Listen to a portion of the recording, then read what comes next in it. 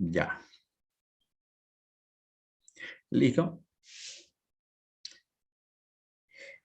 Anteriormente creo que nos hemos quedado aquí en la relación de la finanza con otra ciencia, ¿no? Se relaciona con la economía, porque la economía es un entorno y una empresa está dentro de ese entorno. El administrador financiero debe conocer esos cambios que se dan en la economía para manejar a la empresa en ese ambiente cambiante, ¿no?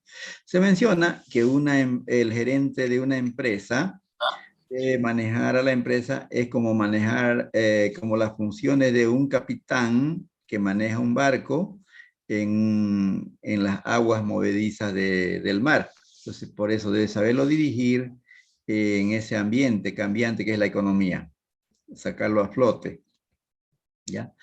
Se relaciona con la economía porque la finanza es una parte de la economía. También se relaciona con la contabilidad porque la contabilidad le suministra información a la finanza. El contador le suministra los estados financieros al administrador financiero para que tome decisiones. Claro que el contador utiliza ciertos principios para contabilizar los ingresos por ventas cuando se realizan y los gastos cuando se consumen o se incurre en ello. El administrador financiero toma en cuenta como flujo de entradas y salidas de efectivo, ¿no? Es el encargado de la solvencia de la empresa, de recibir los fondos y asignarlos mediante la planificación, o sea, anticipando sus actividades o hacerlo sus actividades en forma anticipada. Ya, es una diferencia entre la finanza y la contabilidad, ese flujo de fondos. El uno toma en cuenta el principio de vengado, el otro toma en cuenta el principio de, por ejemplo, el método de la contabilidad a base de efectivo, lo hace el administrador financiero como entrada y salida. Y en cuanto a la toma de decisiones, el administrador financiero toma decisiones basado en la información que le presenta el contador al administrador financiero, al gerente de finanzas, en otras palabras. Y puede proponer algunas modificaciones el gerente de finanzas sobre los estados financieros. Luego también se relaciona con el derecho porque el derecho le da normas para que la empresa se relacione con ese ambiente del derecho laboral, tributario y empresarial. El administrador financiero debe conocerlo para encaminar la empresa en esas normas del derecho. Luego tenemos funciones principales del administrador financiero. Entre las funciones principales están la planeación de las actividades financieras, está la toma de decisiones de la inversión y la toma de decisiones financieras, principalmente. Y luego tenemos el objetivo del administrador financiero.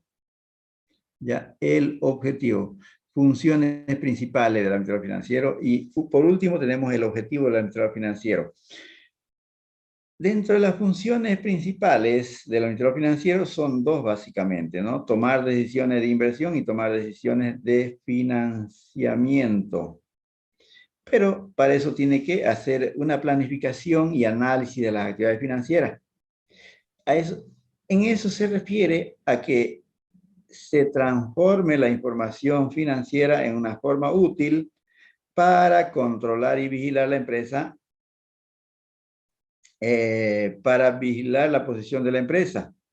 También debe evaluar la necesidad de hacer inversiones para incrementar o reducir la capacidad de producción de la empresa. Determinar el tipo de financiamiento que requiere. Para esas actividades se requiere del balance general, también del estado de resultados para esas actividades del administrador financiero. Su objetivo principal o fundamental es calcular los flujos de efectivo de la empresa. Ahora tenemos la toma de decisiones de inversión. Toma de decisiones de inversión. El gerente financiero debe determinar la composición apropiada de los activos de la empresa, es decir, asignar el monto monetario óptimo para comprar activos corrientes y comprar activos fijos. El administrador financiero debe decidir cuáles son los activos que se deben comprar y cuáles son los activos que se deben comprar, los mejores activos que se deben adquirir y saber en qué momento se hacen obsoletos para reemplazarlos o modificarlos o repararlos, reemplazarlos o modificarlos o reemplazarlos. Luego tenemos también toma de decisiones de financiamiento.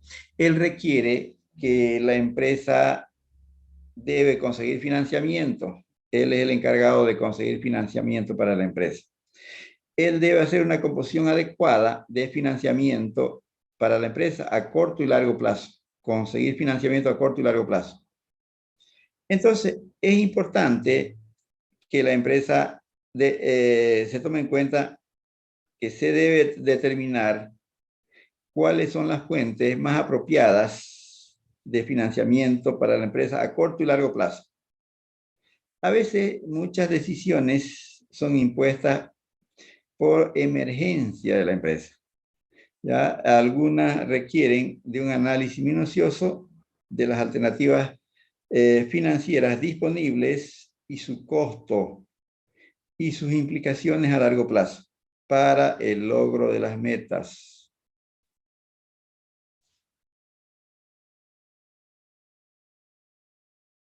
¿Ya? Luego tenemos, esas son las funciones principales, ¿no? Básicamente son tomar decisiones de inversión y financiamiento por parte del administrador financiero. Ahora, el objetivo del gerente de finanzas o administrador financiero, ¿cuál es el objetivo? Normalmente al administrador financiero, la corporación contrata a un administrador financiero para que realice las tomas de decisiones. Está en manos de administradores profesionales la corporación. Hillman afirma lo siguiente respecto al objetivo del administrador financiero. El objetivo del administrador financiero debe ser el de maximizar la riqueza de los propietarios, maximizar la riqueza de los propietarios de la empresa. En consecuencia, los administradores pueden ser vistos como agentes de los propietarios, quienes los han contratado y les han conferido autoridad para tomar decisiones a fin de administrar la empresa en beneficio de los dueños, dice, ¿no? Entonces lo contratan para que tome decisiones y luego el objetivo es maximizar la riqueza de los propietarios, o sea, incrementar el valor de la empresa. No quiere decir que se deba incrementar las utilidades. Normalmente el incremento de las utilidades es para un periodo y esto es una herramienta de corto plazo. El maximizar la riqueza de los propietarios es una herramienta de largo plazo. ¿Ya? El valor de la empresa se incrementa cuando la empresa proyecta hacer inversiones a largo plazo. Eso le permite mejorar el valor de la empresa. ¿Ya? Entonces, el objetivo es maximizar la riqueza de los propietarios. ¿Cómo? Proyectando inversiones a largo plazo que mejoren las perspectivas de la empresa. Entonces, haciendo inversiones a largo plazo, se puede mejorar el valor de la empresa. Ese es el objetivo de la empresa, mejorar el valor de la empresa. No maximizar las utilidades. La maximización de las utilidades es una herramienta de corto plazo para una gestión. Maximizar el valor de la empresa es mediante la inversión a largo plazo, se mejora el precio de las acciones. Esa es una herramienta de largo plazo. Ese es el objetivo del administrador financiero que debe maximizar el valor de la empresa, mejorar el precio de las acciones en el mercado. ¿Listo? Página 13 dice de Hillman. Ahora, el aumento o la disminución de las acciones se la puede cuantificar a través del aumento o la disminución de la cotización de las acciones de la empresa en la bolsa de valores. Cuando cotiza la empresa sus acciones, puede aumentar o disminuir su valor la empresa. Sin embargo, en Bolivia son muy pocas las empresas que cotizan en bolsa. Solo podrán ser evaluadas a través del aumento del valor proporcional, aumento o disminución del valor patrimonial proporcional. La ecuación es la siguiente. Si no cotizan, solamente pueden saber el valor contable de su patrimonio, en otras palabras, el valor contable. Si no cotizan, solamente el valor en libro o valor contable del patrimonio, porque no saben cuál es el valor en el mercado por la cotización, ¿no? En función a las fuerzas, cuánto ofrece y cuánto pide la empresa por las acciones. Si no cotiza, porque son muchas empresas que no cotizan, para cotizar tienen que cumplir ciertos requisitos, ¿no? Transparencia en la información, objetivos claros de situación en el mercado, más que todo, transparencia en la información. Que no sea una empresa familiar, que tenga una diversidad de socios, le exige eso para que haya, para que evalúe, ¿no? Una empresa familiar también puede cotizar siempre y cuando su información sea transparente, que sus activos que está presentando sean reales, que tengan un valor exactamente como dice en sus libros, ¿no? Sus valores de sus activos, su valor de su pasivo también tenga un valor exacto en el momento, que no estén inflados ninguno, ni en los activos, la deuda, tampoco el patrimonio. Si no son inflados, son exactamente lo que dice en su estado financiero, también están en sus activos, puede cotizarse a la información que sea transparente. El valor patrimonial proporcional se determina por el patrimonio actualizado, actualización de su patrimonio contable, sobre el número de acciones. Es el valor en libro de cada acción. Me asustó, se me asustó. Ya, me asustó porque el micrófono está abierto. Yo pensé que me atacó. ¿Ya? Patrimonio actualizado. El activo actualizado menos el pasivo actualizado. Es el patrimonio actualizado. ¿Ya? Entonces, toda esa información es información contable. ¿Ya? Información contable, no es de mercado, ¿no? Listo. Si no cotizan, podrá saber esos valores nomás. El valor actualizado de su patrimonio menos el valor actualizado de su pasivo tiene el valor patrimonial o valor en libros actualizado de sus acciones.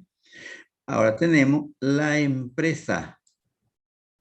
¿Qué es una empresa? La empresa es una entidad o un organismo social integrado por elementos humanos, técnicos y materiales, cuyo objetivo natural puede ser la obtención o no de lucro, o bien la prestación de servicios a la comunidad. Deben estar coordinados por un administrador financiero que toma decisiones oportunas. Gonzalo Garay, aquí está, Garay G, Gonzalo Garay quiere decir, y Rivera Henry H, Henry, su libro del año 2009 afirma lo siguiente respecto a una empresa. Ellos afirman qué significa una empresa. Esos son dos autores de un libro llamado Finanzas Corporativas, ya autores del libro de finanzas, del autor del libro Finanzas Corporativas, son profesores de la Universidad de San Simón de Cochabamba. ¿Listo? La empresa es el conjunto de recursos tecnológicos. La empresa es el conjunto de recursos tecnológicos humanos, financieros y económicos, bajo una organización determinada que percibe o no, que percibe uno o más fines comunes. Cumple con dos funciones, con dos propósitos, uno social que satisface las necesidades de sus clientes y otro económico, consistente en la creación de valor para los propietarios, crear valor de la empresa, es decir, mejorar el valor de las acciones de la empresa. Eso es la afirmación de estos dos autores respecto a una empresa. Ahora tenemos tipos de empresa, ventajas y desventajas de la empresa. Hay empresa unipersonal. Una empresa unipersonal es aquella empresa que forma una sola persona con el objetivo de obtener ganancia, obtener lucro. Esa es una empresa personal constituida por una sola persona, ¿ya? Esa persona, que es una empresa unipersonal, es que una empresa ha sido formada por una sola persona. Normalmente, ¿no? Pero no siempre. Son pequeñas organizaciones, como ser una tienda de abarrote, un taller de reparación de automóviles o una una distribuidora de calzado. También se menciona como microempresas. Las empresas unipersonales se llaman como microempresas normalmente, pero no siempre, porque hay corporaciones que son formadas por una sola persona. Claro que tiene que cumplir requisitos, ¿no? Vender acciones, aunque sea mínima, a algunos funcionarios, ¿no? Algunos socios, pero normalmente son unipersonales, grandes corporaciones. Ya. Este tipo de empresas constituye un gran número de empresas que existen en el medio. Se dedican también, este tipo de empresas constituye un gran número y se dedican a la venta al detalle de bienes y servicios. El propietario es el que toma decisiones en esta organización. También tiene responsabilidades ilimitadas, lo que representa que no solo son los bienes del negocio, se podrá utilizar para saldar deudas, sino con otros bienes particulares. Si no le alcanza los bienes asignados a la empresa y no le alcanza para cumplir con su endeudamiento, tendrá que pagarlo con sus bienes particulares. Dice, por eso son responsabilidades ilimitadas de este tipo de empresas. ¿Ya? Pero también existen empresas unipersonales que son grandes corporaciones. ¿Listo? Una empresa normalmente es pequeña porque está formada por una sola persona. ¿Listo?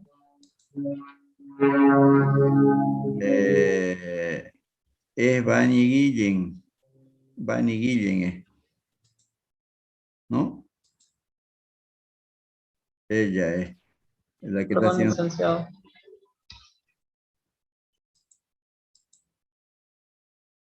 Listo. Tipos de empresas, dimos, ¿no? La empresa unipersonal, la empresa de sociedad colectiva, sociedad de personas y la empresa corporativa o sociedad anónima. Ya hemos hablado de la empresa unipersonal. También tiene sus ventajas y sus ventajas, fortalezas. También tiene sus debilidades o desventajas. En cuanto a las ventajas de la empresa unipersonal, el propietario es dueño de las utilidades. Los gastos de organización y los impuestos son menores, son reducidos, porque normalmente son pequeños negocios. Tiene independencia para tomar decisiones y discreción total. Tiene facilidad para la disolución de este tipo de organizaciones, la empresa unipersonal. Las desventajas. Entre las desventajas o debilidades está la responsabilidad ilimitada. Los bienes de la empresa se utilizan para cubrir deudas. También debe cancelar si no le alcanzan los bienes. Para cumplir su deuda debe cumplirlo con vendiendo sus bienes particulares. La capacidad limitada para obtener financiamiento, lo que produce un detenimiento en el crecimiento. El propietario debe realizar muchas actividades a la vez. Si el propietario fallece, se puede disolver el negocio. Ahora tenemos la empresa de sociedad colectiva o empresa de sociedad de personas. Una empresa colectiva o sociedad de personas puede ser formada por dos o más personas que crean un negocio y son más grandes que la empresa unipersonal. ¿Ya? Este tipo de empresas, los socios tienen responsabilidades también algunos socios tienen, la mayoría de los socios tienen responsabilidades ilimitadas y cada uno responde legalmente, proporcionalmente con la deuda de la sociedad. La mayoría de las sociedades se suscribe mediante una escritura de constitución o sociedades, ¿no? En una sociedad de responsabilidad limitada, porque una sociedad de responsabilidad limitada también tiene elementos parecidos a una sociedad anónima, ya porque su capital está dividido en cuotas. En cambio, la sociedad anónima, su capital está dividido en acciones. Tiene elementos parecidos a una sociedad anónima, una sociedad de responsabilidad limitada. ¿Ya? Una sociedad de responsabilidad limitada se asigna una responsabilidad ilimitada a uno o más socios. No todos deben ser socios que tienen una responsabilidad limitada.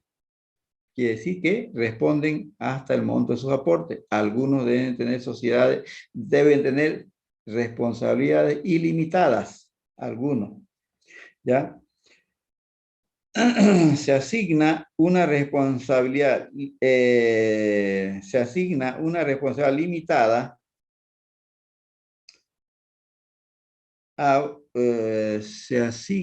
responsabilidad limitada a uno o más socios. Siempre y cuando por lo menos un socio tenga responsabilidades ilimitadas. Alguno tiene que tener ilimitadas sus responsabilidades, dice, ¿no?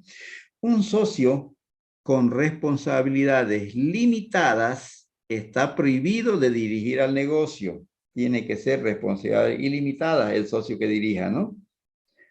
Listo. Eso es una sociedad de personas o sociedades colectivas.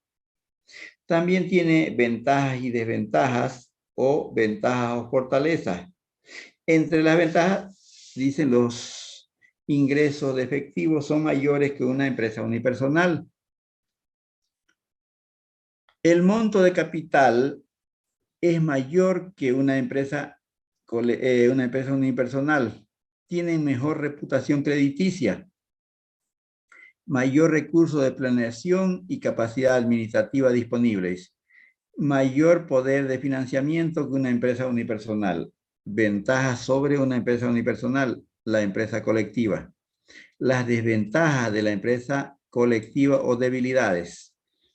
Los propietarios tienen responsabilidad ilimitada y pueden saldar deuda de otros socios con menos recursos financieros.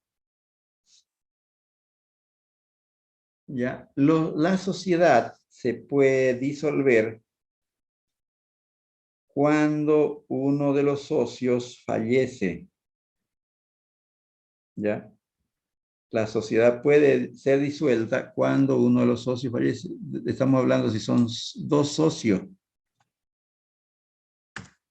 ¿no? Se puede disolver. Es difícil de liquidar o transferir la sociedad.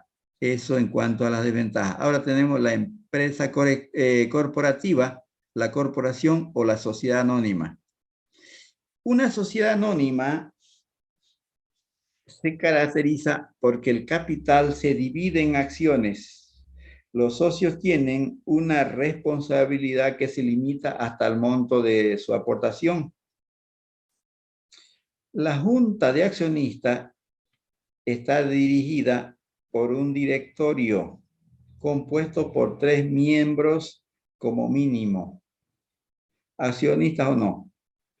Designado por la junta, el directorio debe estar designado por la junta. Deben componer 3 directores como mínimo para conformar la junta. ¿Ya? Entonces, sus estatutos pueden indicar que el número mayor de accionistas, o sea, mayor de 3 pueden ser la composición de los directores, pero que no sobrepasen los 12 directores para conformar el directorio. Normalmente, los que tienen más acciones tienen mayor poder de decisión y pueden ser designados como presidente del directorio para dirigir las asambleas de la corporación.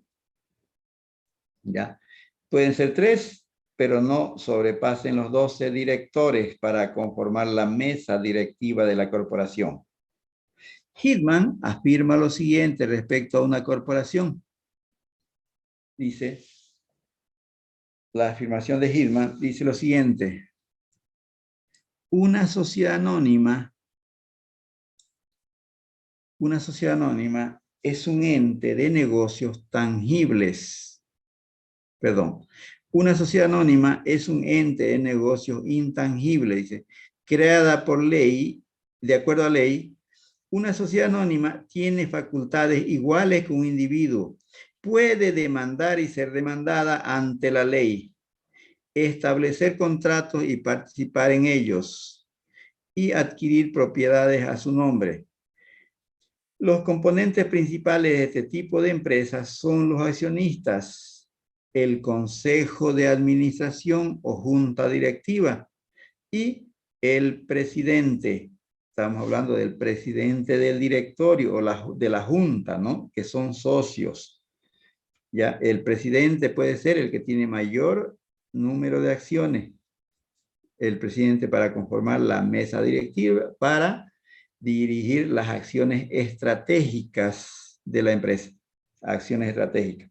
Ahora, los accionistas votan periódicamente para elegir a los miembros de la junta directiva y para modificar los estatutos corporativos. La junta directiva es la máxima autoridad para guiar los asuntos corporativos y establecer la política general.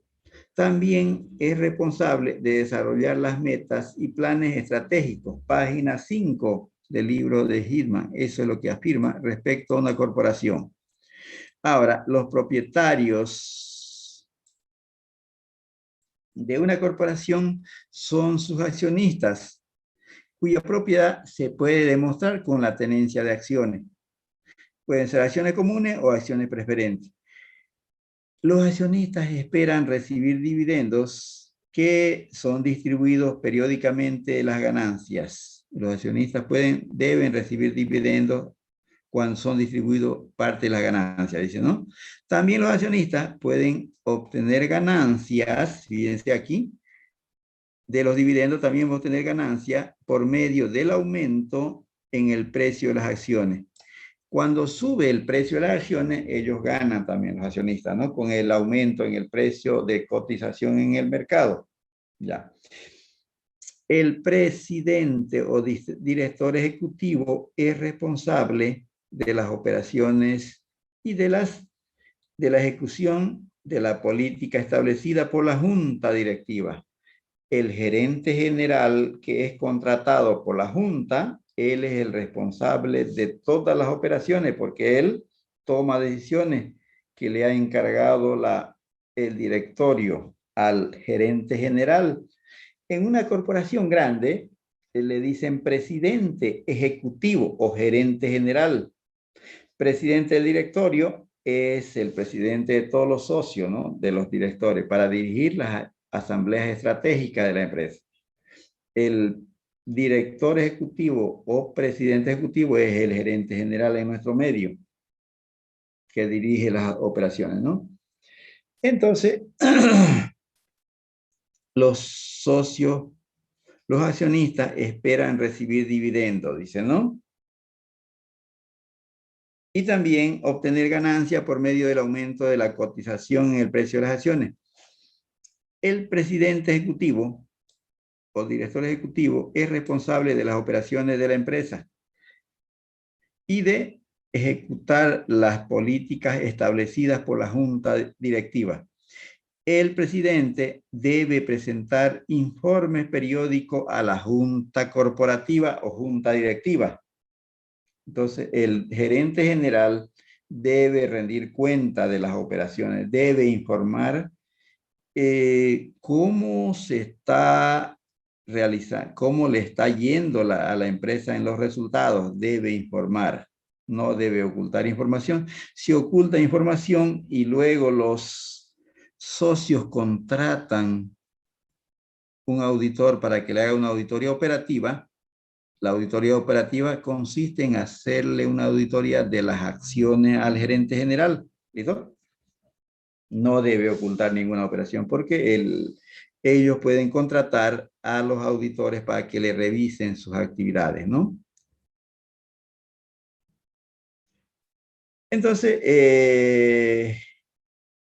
el presidente debe presentar un informe periódico a la junta directiva. Debe rendir cuentas, ¿no? Cómo están yendo las operaciones de la empresa. Muchas sociedades anónimas pequeñas tienen acceso limitado al financiamiento. Hay empresas de sociedades anónimas pequeñas tienen acceso limitado al financiamiento. Ahora, ventajas y desventajas o ventajas o fortalezas y desventajas o debilidades de este tipo de organización. Entre las ventajas de la corporación alcanzan un gran tamaño debido a la venta de acciones. Otra ventaja, la facilidad para la transferencia de acciones. Por eso se llaman sociedades anónimas. Muchos socios lo transfieren y no conocen a los dos socios a los que lo han transferido. Por eso el nombre de sociedades anónimas, que los socios no se conocen porque los socios, cuando son sociedades verdaderas corporativas, los socios en cualquier acto lo pueden transferir sus acciones. Por eso se dice sociedades anónimas. Los socios no se conocen porque las acciones circulan de una mano a otra. Se pasan, ¿no? Porque lo transfieren los socios. Por eso se llaman sociedades sin rostro o sociedades anónimas. Ya. La responsabilidad de los accionistas es limitada, lo que garantiza que no pierden más del dinero que invierten. Tienen mejor acceso al financiamiento. Tienen una larga vida. Pueden contratar administradores profesionales, este tipo de organizaciones, ¿no? Esas son sus principales ventajas. Ahora, las desventajas de este tipo de organizaciones son las siguientes.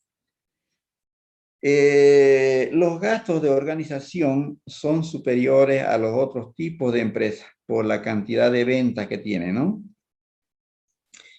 Están sujetas a mayor regulación por parte del gobierno. Por lo general, los impuestos son mayores que los otros tipos de sociedades porque los ingresos y las utilidades son superiores. Ahora, este tipo de organización carece de confidencialidad porque tienen que mandar reportes a los accionistas, reportes financieros a los accionistas. Por eso carecen de confidencialidad. Eso sería en grandes rasgos en lo que consiste a este tipo de sociedades. Entonces, en resumen, hay tres tipos de sociedades, tres tipos de empresas. Empresas unipersonal, empresas de sociedad de personas y empresas corporativas. Listo, eso. Ahora entramos a ver el capítulo 2, capital de trabajo neto. ¿Ya? El capital de trabajo neto. Fundamento del capital de trabajo neto. El capital de trabajo neto es la diferencia del activo corriente menos el pasivo corriente. Comúnmente esa es la definición del capital de trabajo neto. Ahora, fundamento del capital de trabajo neto. Entre los fundamentos sabemos que los activos corrientes que se denominan capital de trabajo, los activos corrientes se llaman capital de trabajo. Representan la inversión de la empresa que circula de una forma a otra. Comprenden la transición recurrente del efectivo a los inventarios, a las cuentas por cobrar y nuevamente al efectivo. Se convierte en efectivo, ¿no? Para así conformar el ciclo de operación de la empresa. Ahora, los pasivos corrientes representan las deudas de corto plazo de la empresa, porque integran todas las deudas de la empresa que se vencen en un periodo menor o igual a un año. Normalmente estas deudas incluyen la cantidad de adeudamiento que a los proveedores que se llaman las cuentas por pagar y también a las cuentas por pagar y también a los bancos que surgen los documentos por pagar. También surgen las deudas a los empleados y al gobierno, a los empleados por los beneficios y al gobierno los impuestos, ya los impuestos por pagar, entre otros. Entonces, eso es un fundamento básico del capital de trabajo neto. Ahora, el capital de trabajo neto. El capital de trabajo neto. El capital de trabajo neto se define comúnmente, hemos dicho, como la diferencia entre el activo corriente de la empresa menos los pasivos corrientes. Cuando los activos corrientes son mayores que los pasivos corrientes o exceden a los pasivos corrientes, la empresa tiene un capital de trabajo neto positivo, ¿no? Cuando son mayores los activos corrientes que el pasivo corriente, el capital neto de trabajo es positivo. En ese caso, es más común que sea positivo de una empresa.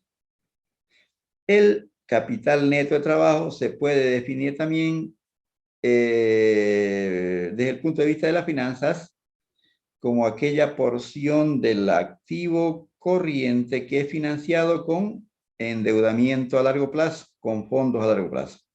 ¿Listo? Eso comúnmente se define como la porción del activo corriente que es financiado mediante endeudamiento a largo plazo, que puede contener capital y deuda a largo plazo. O sea, una porción que está financiado con deuda a largo plazo, el capital de trabajo neto. Me voy a inventar una cifra, ¿ya? Si el activo corriente es de 10.000 y el pasivo corriente es de 6.000, el capital de trabajo neto es 4.000, ¿no ve?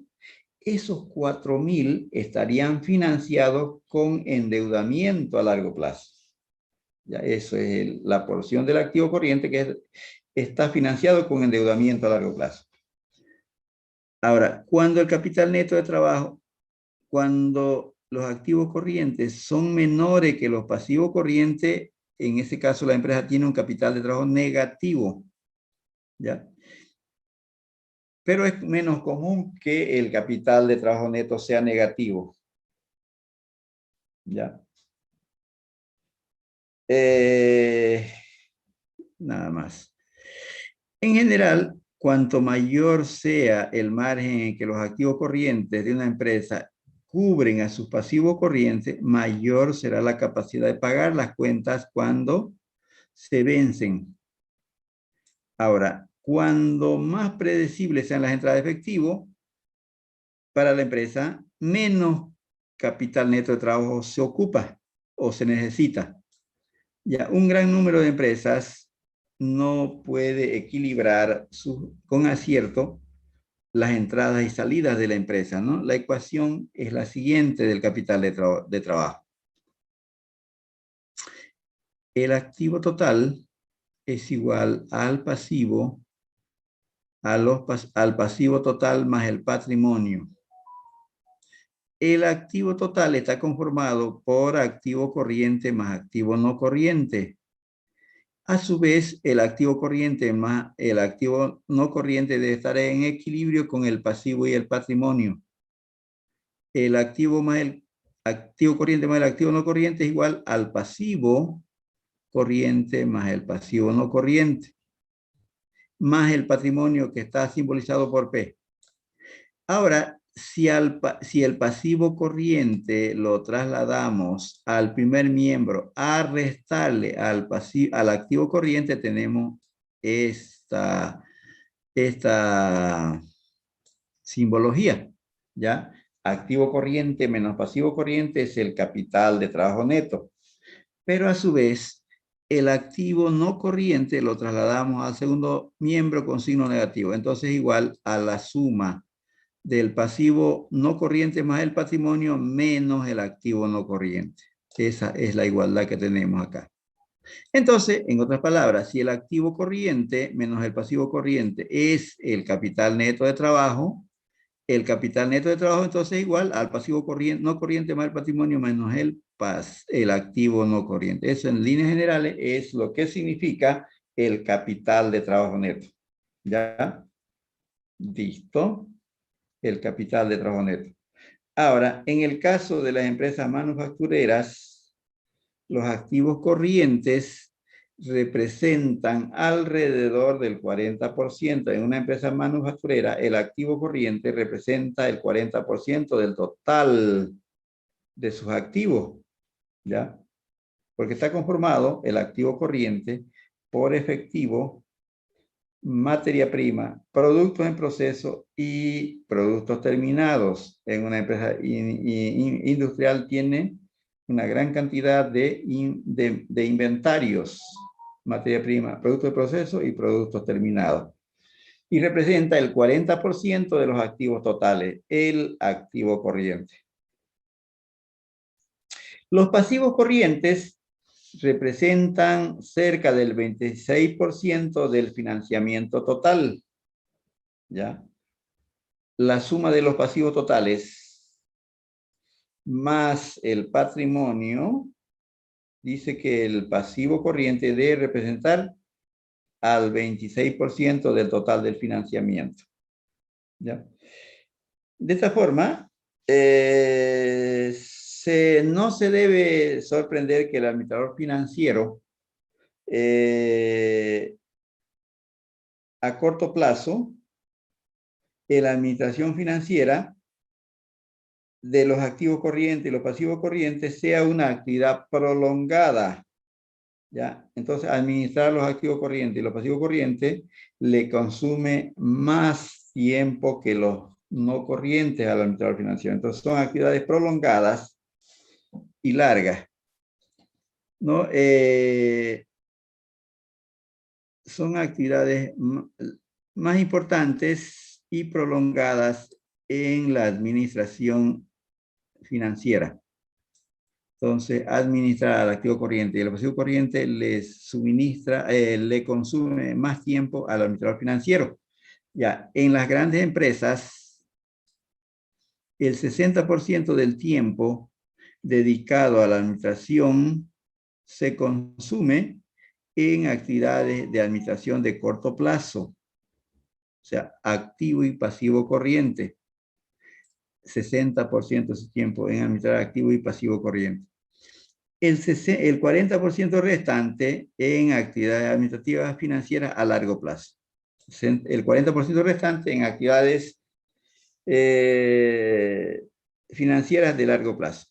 Ahora, del 60% en administrar corto plazo, actividades de corto plazo, el 35 del 60 le consume en administrar activo corriente y el 25% restante del 60 le consume en administrar pasivos corrientes. Ahora, el objetivo del administrador financiero o de la administración financiera a corto plazo es administrar cada uno de los componentes del activo corriente y también cada uno de los pasivos corrientes. Los componentes del activo corriente son el efectivo, los valores negociables. Los componentes del activo corriente son el efectivo, los valores negociables, las cuentas por cobrar y los inventarios. Y el pasivo a corto plazo son cuentas por pagar, documentos por pagar y pasivos. Y pasivo acumulado. Entonces son de corto plazo. De la empresa para conseguir un equilibrio entre la rentabilidad y el riesgo que contribuyan positivamente a generar el valor de la empresa. Una inversión excesiva en activo corriente reduce la rentabilidad. Eso lo vamos a ver por qué reduce una inversión alta en activo corriente, reduce la rentabilidad de la empresa. ¿Por qué? Porque los activos corrientes son menos rentables que los activos no corrientes. ¿Por qué? Porque los activos no corrientes en una empresa industrial están conformados por planta y equipo. Ya, esos producen más rentabilidad, la planta y equipo, porque transforman la materia prima en producto terminado. Ya, por eso le dan valor mayormente en una empresa industrial, la planta y equipo, las maquinarias, ¿no? Entonces, una inversión excesiva en activo corriente reduce la rentabilidad, dice, porque son menos rentables los activos corrientes que los activos no corrientes. Ahora, mientras que una inversión escasa en activo corriente eleva el riesgo de no poder pagar las deudas a su vencimiento. Cuando el activo corriente es escaso, también se eleva el riesgo de que la empresa no pueda pagar su endeudamiento de corto plazo. O sea, corre el riesgo de que no pueda pagar al vencimiento las deudas de corto plazo. Pero también es más rentable porque hay mayor participación de planta y equipo. Ejemplo, situación de los activos y pasivos corrientes. Tenemos activos corrientes y pasivos corrientes. En los activos corrientes tenemos un total de 3.700 que están conformados por efectivo 700, cuentas por cobrar 1.200 e inventario 1.800. Total 3.700. Los pasivos están conformados por cuentas por pagar, cuentas por pagar 900, documentos por pagar 1.000 y pasivos acumulados 300. Total 2.200. Total 2.200. ¿Listo? Total 2.200.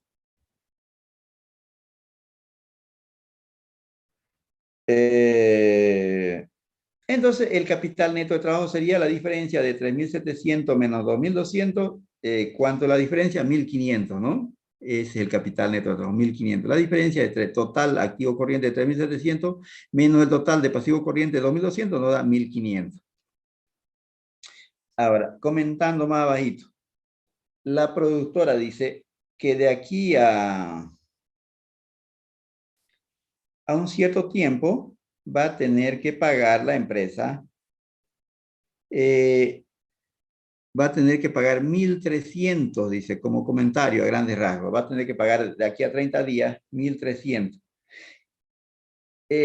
Va a tener que pagar 1.300 la empresa. Va a pagar 900 de las cuentas por pagar, 300 de documentos por pagar y $100 de pasivos acumulados. Total va a tener que pagar de aquí a 30 días 1.300. La empresa cuenta en este momento con 700 en efectivo. Para completar los 1.300 que va a ser frente de aquí a fin de mes, los 1.300, tendrá que cobrar las cuentas por cobrar y vender mercancía al crédito para completar los 1.300. ¿Ya? Entonces, 700 tiene para cumplir, pero 600 le falta. Entonces tendrá que vender al contado y cobrar las cuentas para completar los 600. La productora en este momento dispone de 1.500 de capital neto de trabajo, activo corriente menos pasivo corriente, 3.700 menos 2.200, ¿no? Esto puede ser suficiente, este capital neto de trabajo puede ser suficiente para cubrir sus deudas. El índice de liquidez corriente sería de dividir los 3.700 entre 2.200, nos da un índice de liquidez corriente de 1.68. Sería suficiente siempre y cuando sus cuentas tengan una rotación rápida, ¿ya? Siempre cuando sus cuentas por cobrar y sus inventarios tengan una rotación relativamente activa. Entonces sería suficiente el índice de liquidez corriente y el capital neto de trabajo. ¿Ya? Listo. Ahora tenemos relación entre rentabilidad y riesgo. Hay una relación entre rentabilidad y riesgo estrecha. La rentabilidad se refiere a generación de utilidades y el riesgo se refiere a la posibilidad de no pagar puntualmente sus endeudamientos. Riesgo de no pago, probabilidad de no pago. Ya, entonces, entre esos aspectos de la rentabilidad y el riesgo que están estrechos, de eso vamos a hablar. No existe una relación estrecha entre la rentabilidad y el riesgo, ya que tienen el mismo sentido de cambio, dice. El mismo sentido de cambio. La relación entre rentabilidad y riesgo están estrechamente enlazadas y además tienen el mismo sentido de cambio. ¿Qué quiere decir el sentido de cambio? Que si la rentabilidad aumenta, las utilidades aumentan, también aumenta el riesgo. Si las utilidades aumentan, también el riesgo de no poder pagar cuando se vencen las deudas aumenta. Por eso tienen el mismo sentido de cambio. Cuando disminuyen las utilidades, también disminuye el riesgo. Están enlazados, tienen el mismo sentido de cambio. Ahora, Hitman afirma lo siguiente. Hitman afirma lo siguiente. Del libro de Administración Financiera de 2007. Afirma lo siguiente. La rentabilidad en este contexto es la relación entre los ingresos y los costos generada por el uso de los activos de la empresa, tanto activos corrientes como activos fijos en actividades productivas. Las utilidades de la empresa pueden aumentar por, uno, el incremento de los ingresos, incremento de las ventas, o la reducción de los costos. Eso es en eso consiste la rentabilidad, ¿no? La rentabilidad surge por el incremento en las ventas y reducción de los costos, por el uso de los activos corrientes y los activos no corrientes en actividades productivas, ¿no? Ahora el riesgo en este contexto, en la administración financiera a corto plazo, es la probabilidad de que la empresa sea incapaz de pagar sus obligaciones conforme éstas se vencen. El riesgo de que la empresa sea incapaz de no pagar sus deudas cuando se vencen. A este tipo de empresas se conoce como técnicamente insolventes, cuando tienen alto riesgo. Página 512 del libro de Administración Financiera. Ahora, este caso puede resumir algunos aspectos para la demostración de incremento de la rentabilidad y el riesgo. Se supone por lo general que cuanto mayor sea el capital de trabajo neto, menor será el riesgo. Cuando hay más cobertura de capital neto de trabajo, más alto sea, el riesgo es menor. En otras palabras, habrá mayor liquidez de la empresa, en la empresa, y por lo tanto, menor será el riesgo de que devolverse técnicamente insolvente. Cuando tiene más capital neto de trabajo, la empresa tiene más liquidez, más capacidad de afronte a los pasivos corrientes. Ahora, este caso de acá. Los fondos a largo plazo, por lo general, son de mayor costo que los fondos a corto plazo y por lo tanto imponen más restricciones a la empresa. La deuda a largo plazo tiene un costo mayor que el endeudamiento a corto plazo. Por lo tanto, impone restricciones en el manejo del endeudamiento a la empresa a largo plazo. Ahora, cuando el capital de trabajo neto es más pequeño, el riesgo es más alto. Cuando menos cobertura tiene el activo corriente hacia el pasivo corriente, el riesgo es más alto. En esta situación, la empresa, la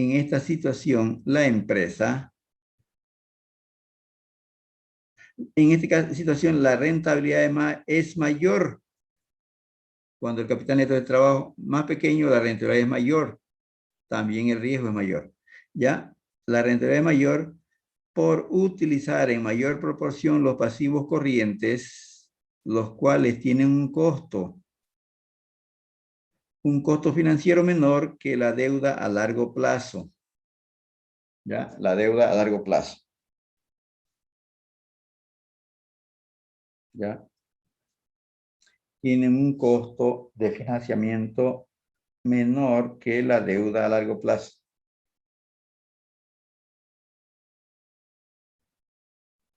Si tiene un endeudamiento de mayor proporción, la empresa va a aumentar, un endeudamiento de mayor proporción a corto plazo, la empresa va a poder ahorrar en costos financieros, porque la deuda a corto plazo es menos costosa que la deuda a largo plazo. ¿Ya? En resumen, a mayor nivel de activo corriente, mayor liquidez de la empresa. A mayor cantidad de activo corriente, mayor liquidez. Si todo lo demás permanece igual, dice, los otros rubros no presentan cambios, o sea, los pasivos corrientes. Ahora, con mayor liquidez hay menor riesgo. Con mayor liquidez hay menos riesgo, ¿no? Más capacidad de pago, quiere decir eso. Pero también menor rentabilidad. A mayor liquidez, menos rentabilidad.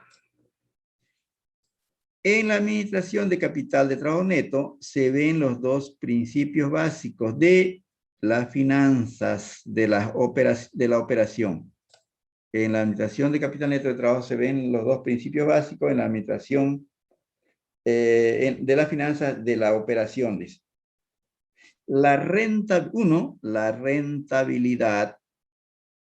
En la administración de capital neto de trabajo se ven dos principios básicos de las finanzas de las operaciones. Uno, la rentabilidad varía inversamente con la liquidez. Si la rentabilidad aumenta, la liquidez disminuye. Y dos, la rentabilidad se mueve junto al riesgo. Si el riesgo aumenta, la rentabilidad aumenta. Eso en resumen. Ahora, cambios en los activos corrientes. Cambio en los activos corrientes. ¿A qué nos referimos? Cambio en los activos corrientes. Los cambios se refieren a los aumentos o a las disminuciones de los activos corrientes. Estos cambios, aumento o disminución de los activos corrientes, afectan la rentabilidad y el riesgo.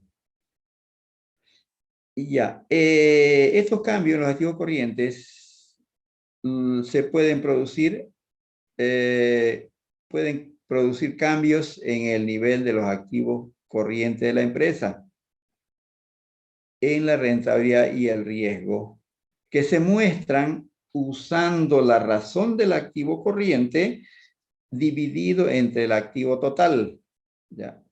La relación que hay entre el activo corriente sobre el activo total, ya se pueden demostrar en los cambios de los activos corrientes, en la relación del activo corriente hacia el activo total.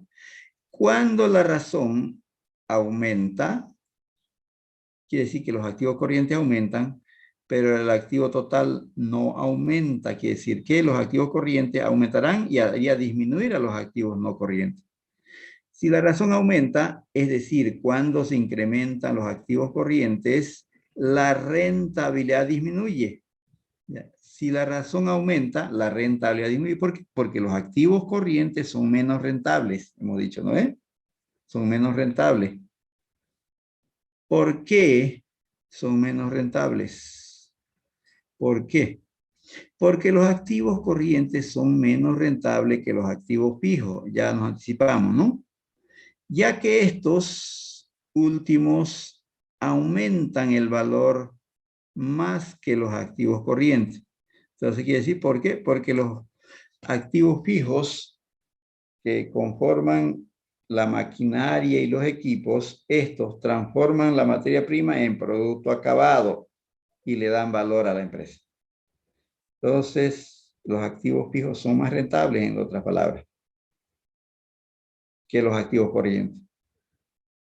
Sin los activos fijos, la empresa no podrá elaborar el producto. Sin embargo, el riesgo disminuye conforme aumenta la razón de los activos corrientes hacia los activos totales. Ahora, el incremento en los activos corrientes aumenta el capital neto de trabajo, lo que reduce el riesgo de insolvencia técnica. Ahora, la disminución de la razón de activo corriente al activo total, pues esa razón si disminuye, produce efectos opuestos a las utilidades y el riesgo. O sea, si disminuye la razón, va a producir más rentabilidad porque van a incrementarse los activos fijos, en otras palabras. Y el riesgo también, si aumentan las utilidades, el riesgo va a aumentar, porque hace retroceder a los activos corrientes. Ahora, también tenemos esos efectos en los pasivos corrientes, aumentos en los activos corrientes o disminución en los activos corrientes, en los pasivos corrientes. ¿Ya? Los efectos que se producen, que produce el cambio en el nivel de los pasivos corrientes de la empresa en la relación entre rentabilidad y su riesgo, se puede mostrar o demostrar usando la razón entre los activos corrientes y los activos total. Se pueden usar la razón del pasivo corriente sobre los activos totales. Esa razón señala el porcentaje de activos que han sido adquiridos mediante el financiamiento con pasivo corriente. La relación del pasivo corriente hacia el activo total muestra el porcentaje de los activos que han sido financiados mediante deudas a corto plazo. Suponiendo de nuevo que los activos totales se mantienen constantes, o sea, no hay cambio. Ahora, cuando la razón aumenta, la rentabilidad se incrementa. Cuando la razón de pasivo corriente hacia el activo total aumenta, la rentabilidad aumenta. ¿Por qué? ¿Por qué? Porque en separado en preguntas y por qué unido en respuesta, ¿no? Así sucede siempre. ¿Por qué se usa separado cuando es una pregunta y por qué se usa pegado, pero cuando es una respuesta, ¿no? En respuesta es pegado, pegadito. ¿Ya? ¿Por qué? Porque la empresa emplea mayor financiamiento con deudas corrientes, dice. Usa mayor financiamiento con deudas corrientes que es menos costoso y menos financiamiento a corto plazo. El financiamiento a corto plazo es menos, dice. Pues, porque es menos costoso y además usa menos financiamiento a corto plazo, a largo plazo, perdón, y más a largo plazo, más financiamiento a corto plazo. Entonces, la rentabilidad aumenta en ese caso, ¿ya? El hecho de que los pasivos corrientes son menos costosos se debe a que los documentos por pagar, que representan el 20% de los pasivos corrientes de la compañía manufacturera. Entonces, el 20% de los pasivos corrientes representan documentos por pagar de una empresa que sí generan intereses. Los documentos por pagar generan intereses. El 75% de los pasivos corrientes no tendría interés en una empresa. El 75% no tendría interés en una empresa. Ahora, el 20% de los pasivos corrientes tiene un costo, dice, solamente el 25%. Los demás pasivos corrientes son básicamente deudas porque la empresa, son deudas porque la empresa no paga ningún cargo ni intereses. Sobre el 75% de corto plazo, de deuda a corto plazo, la empresa no paga intereses ni otros cargos. Sin embargo, cuando la razón aumenta, cuando la razón aumenta, el riesgo de insolvencia técnica también se incrementa. Sin embargo, cuando la razón aumenta, también el riesgo de insolvencia técnica aumenta. ¿Por qué? Porque aumentan los pasivos corrientes y los activos corrientes se mantienen sin cambio, hacen aumentar el riesgo, dice. Y el capital neto de trabajo se vuelve más pequeño. Ahora, la disminución en la razón de los pasivos corrientes a los activos totales produce efectos contrarios. La disminución produce menos riesgo y menos rentabilidad. ¿Por qué menos riesgo? Porque hay más pequeños son los pasivos corrientes y menos rentabilidad, porque al usar menos proporción de endeudamiento a corto plazo que tienen costos menores, hace producir menos rentabilidad y también menos riesgo porque hay más capacidad de pago. ¿Listo? Luego tenemos las estrategias básicas, las estrategias en el capital de trabajo neto. Las estrategias básicas en el capital neto de trabajo. Una de las decisiones más importantes en el manejo de capital neto de trabajo se debe tomar en cuenta que los activos y pasivos corrientes es la forma en que las obligaciones a corto plazo financian a los pasivos corrientes. Los pasivos corrientes se usan para financiar los activos corrientes. La cantidad de pasivo corriente que pueda reunir la empresa está en función a la disponibilidad de ciertos proveedores. Está limitada a la cantidad de compras al crédito, en el caso de las cuentas por pagar, y por la cantidad de préstamos temporales solicitados que los prestamistas acepten o aceptan. En el caso de los documentos por pagar, ¿ya? De los prestamistas con documentos por pagar. Existen para eso del tratamiento de los activos corrientes y el pasivo corriente, que los pasivos corrientes financian a los activos corrientes, existen dos estrategias básicas para eso. Para determinar la mezcla adecuada de financiamiento a corto y a largo plazo. Estas estrategias se llaman la estrategia dinámica o estrategia agresiva y la estrategia conservadora. ¿Ya? Es útil que se tome en cuenta el componente permanente y temporal de la necesidad de financiamiento de la empresa.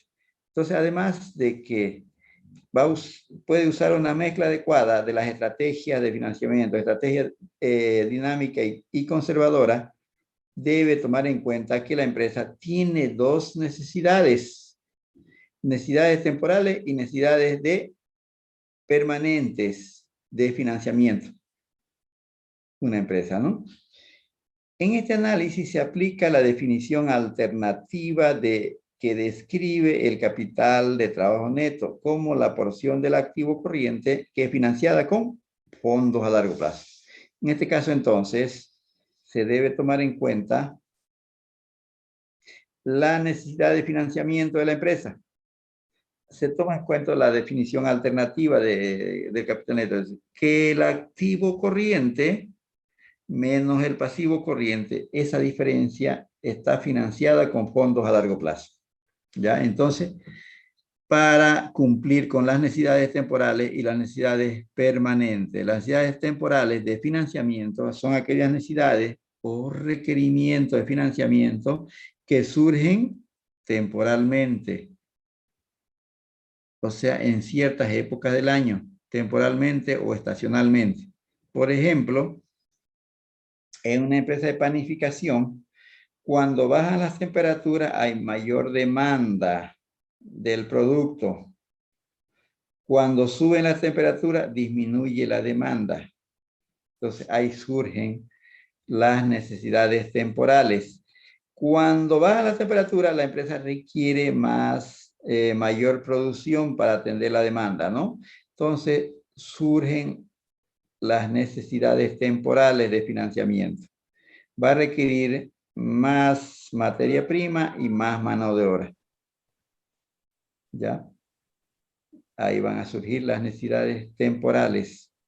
A eso se refiere, al requerimiento mayor de materia prima y mano de obra. Y también activos fijos van a tener que aumentarse las máquinas para producir, ¿no? Entonces, ahí surgen las necesidades estacionales o temporales. ¿Listo? Y las necesidades permanentes son aquellas que están durante todo el año la misma cantidad de materia prima y la mano de obra, todo el año, sin variaciones. Son las permanentes. Entonces, ahí surge el análisis del capital neto de trabajo, que es financiado con endeudamiento a largo plazo. Tenemos necesidades de una empresa, necesidad de financiamiento de una empresa. Las necesidades de fondo de una empresa pueden dividirse en un componente permanente y un componente temporal, que ya hemos anticipado ya. La necesidad permanente está compuesta por los activos fijos más la porción permanente de los activos corrientes. Entonces, las necesidades permanentes son aquellas que están compuestas por activos fijos necesarios y por activos corrientes que no van a tener cambios durante todo el año, ya que permanecen sin cambios estas necesidades durante todo el año.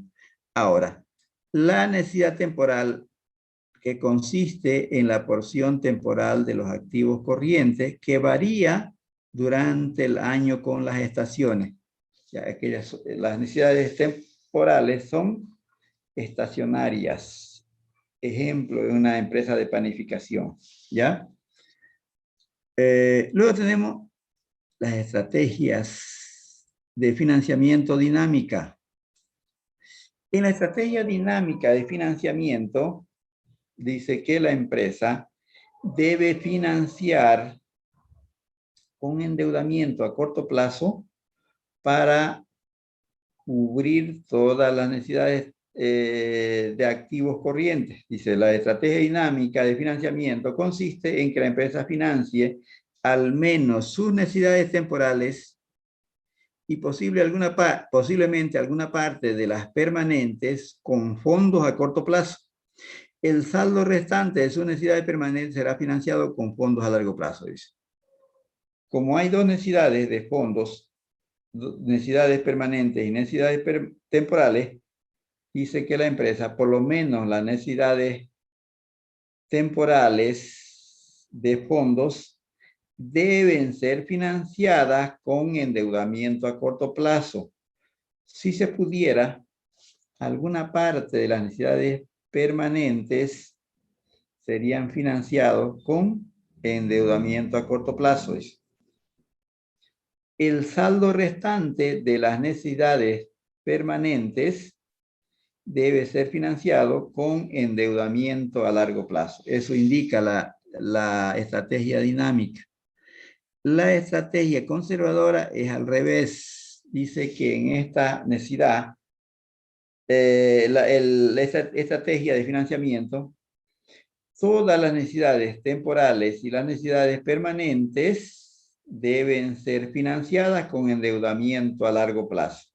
Cosa que esta estrategia no es viable porque la empresa tiene oportunidades de evitar esta estrategia. La conservadora tiene posibilidad de evitar. ¿Por qué? Porque van a haber proveedores que le van a dar crédito a la empresa de materia prima, de insumos sin intereses. Entonces, evita esta estrategia que es muy costosa. Dice que las necesidades temporales y las necesidades permanentes deben ser cubiertas con endeudamiento a largo plazo, que son más costosas las deudas, pero la empresa puede evitarlo porque le van a surgir ofrecimiento de materia prima e insumo gratuito, o sea, créditos sin intereses. Entonces, esta necesidad puede evitar la empresa. Esta necesidad dice que deben ser financiadas las necesidades permanentes y temporales con financiamiento a largo plazo. Y solo aquellas necesidades que se presenten en forma inesperada. Esas necesidades que se presentan en forma inesperada deben ser financiadas con endeudamiento a corto plazo. Entonces es difícil de llevar a la práctica esta necesidad que va a tener altos costos y baja rentabilidad. En cambio, la estrategia dinámica,